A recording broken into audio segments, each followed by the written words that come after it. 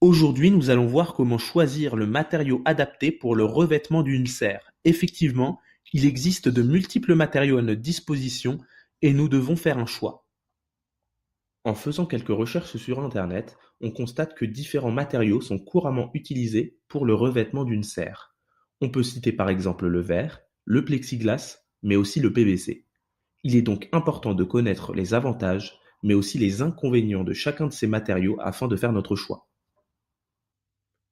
Il est maintenant essentiel d'insister sur trois propriétés physiques. La première, c'est l'éclairement. Effectivement, notre serre doit laisser passer la lumière pour que les plantes se développent. Ensuite, la serre doit garder la chaleur pour maintenir les végétaux à une certaine température. Enfin, il ne faut pas que notre serre soit trop fragile, surtout en cas d'intempérie.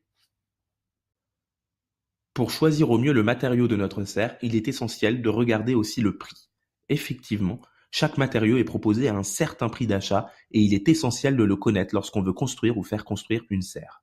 Ensuite, on peut aussi s'intéresser à la durée de vie et à l'entretien associé à chaque matériau afin de faire notre choix.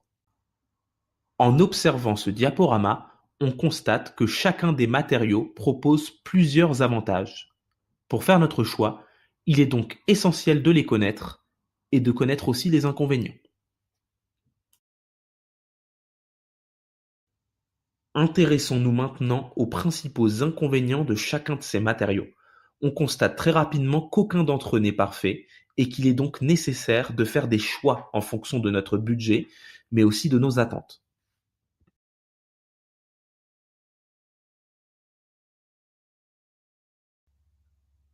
Maintenant, c'est à vous de jouer. Vous allez devoir vous placer dans la peau de vendeur de mini-serres et vous allez devoir envoyer une lettre à un client fortement intéressé par les mini-serres. Vous utiliserez quelques éléments clés de cette vidéo.